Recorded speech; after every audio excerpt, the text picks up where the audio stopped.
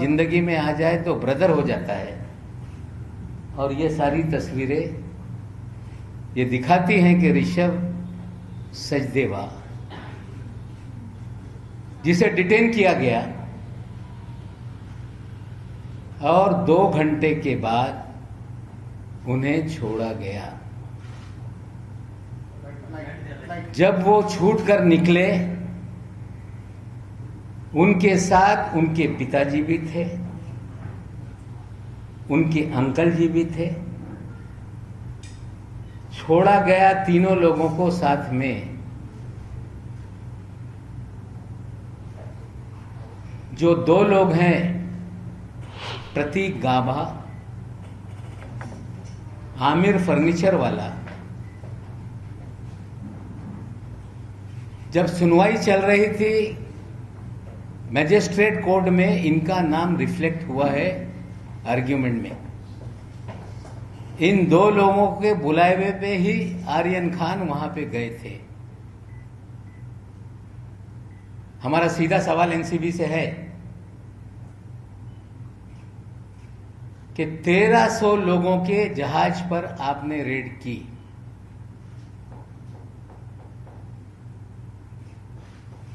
Red आपकी 12 घंटे तक चली। उसमें आपने 11 लोगों को सिलेक्ट करके आपने डिटेन किया। डिटेन करने के बाद आपने इन सभी लोगों को एनसीबी के कार्यालय में पूछताछ के लिए लाया। ये 3 लोगों को छोड़ने के लिए किसने आपको आदेश दिया, इसकी जानकारी एनसीबी को देनी पड़ेगी। हमारी जानकारी है कि भारतीय जनता पार्टी के दिल्ली से लेकर महाराष्ट्र तक नेताओं ने फोन करके ऋषभ सचदेवा को छोड़ा जाए ये आदेश दिया।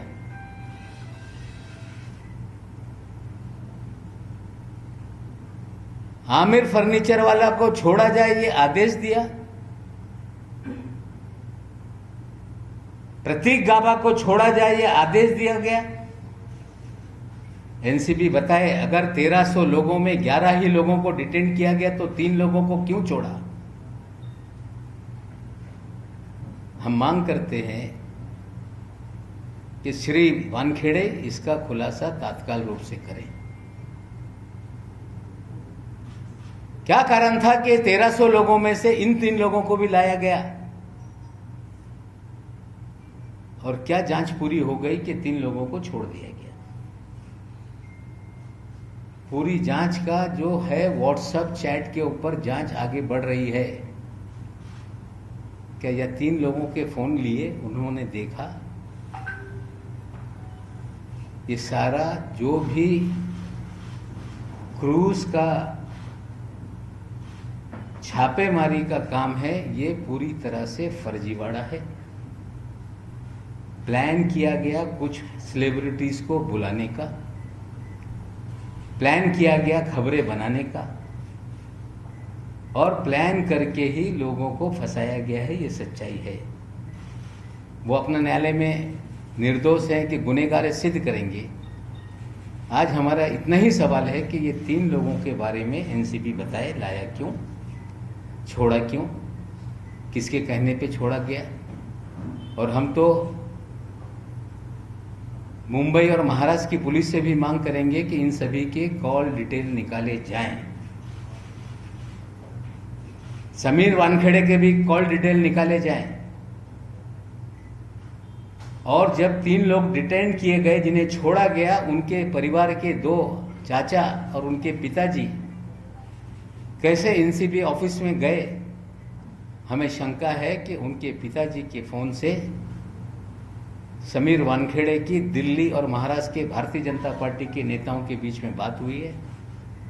और निश्चित रूप से कॉल डिटेल सामने आएगी तो सारा पकड़ने से लेके छोड़ने तक का जो भी सच्चाई है लोगों के सामने आएगी। आज इतनी ही जानकारी आपके सामने रख रहे हैं और आशा करते हैं कि एनसीबी इसको लेके खुलासा करेगी। एक चीज़ और सामने आई है, जो हमने खुलासा किया था इसके पहले प्रेस में, जो केपी गोसावी है, जो कि फराज खाना पुलिस स्टेशन से फरार है, वो 2 जगह पे पंच बना हुआ है विटनेस। एक मुनमुन के केस में, एक आर्यन के केस में, और 2 पंचनामा में उसके 2 एड्रेस अलग अलग लिखे हुए हैं। एक थाना का एड्रेस है, एक नवी मुंबई का एड्रेस है। जब हमारी प्रेस कॉन्फ्रेंस 3 दिन पहले हुई, एनसीबी के लोगों ने कार्यालय के सामने सड़क पे प्रेस कॉन्फ्रेंस की। आप साथियों ने सवाल पूछा तो दिल्ली से आए हुए अधिकारी ने कहा कि प्रेजुडिस स्टेटमेंट दिया जा रहा है।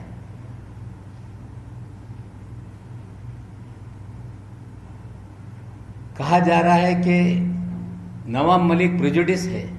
मैं आज फिर दोहराता हूं कि हमने हमारे घर के दामाद की गिरफ्तारी पे कभी भी कोई सफाई नहीं दी थी।